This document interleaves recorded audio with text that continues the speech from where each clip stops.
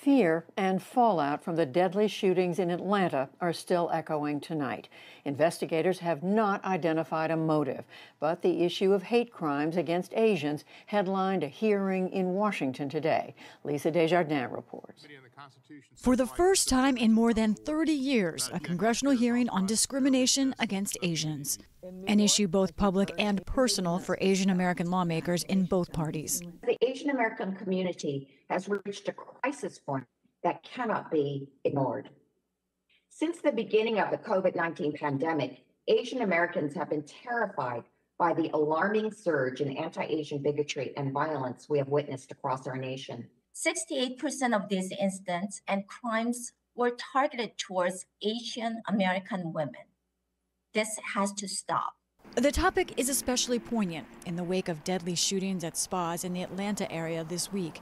8 people were killed. 6 were women of Asian descent. The full motive of the accused gunman, 21-year-old Robert Aaron Long, is still being investigated, but its effects are reverberating nationwide. Numerous cities held vigils last night, moments of grief. I am so tired. And frustration. It's heartbreaking to notice and realize that time after time similar issues happen, and it's as if we're never heard. It's as if the government doesn't care.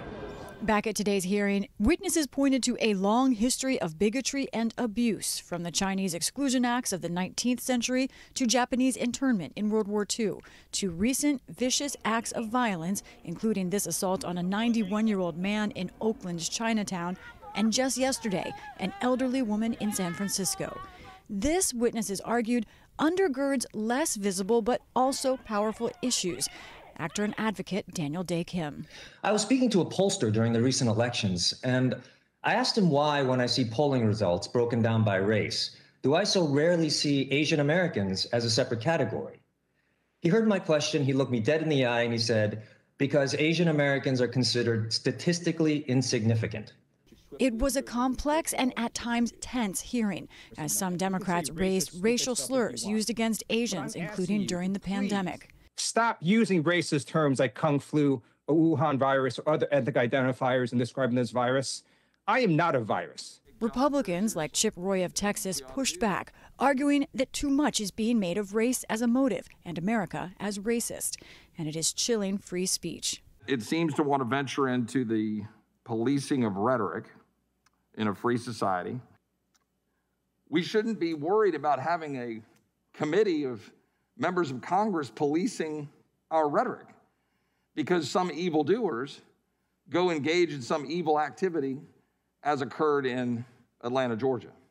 To that, Congresswoman Grace Meng reacted strongly. Your president and your party and your colleagues can talk about issues with any other country that you want, but you don't have to do it by putting a bullseye on the back of Asian Americans across this country, on our grandparents, on our kids. This hearing was to address the hurt and pain of our community and to find solutions, and we will not let you take our voice away from us. At the White House, President Biden ordered flags on federal property to fly at half-staff for 4 days to honor the shooting victims in Atlanta. He and Vice President Kamala Harris travel there tomorrow to meet with Asian American leaders.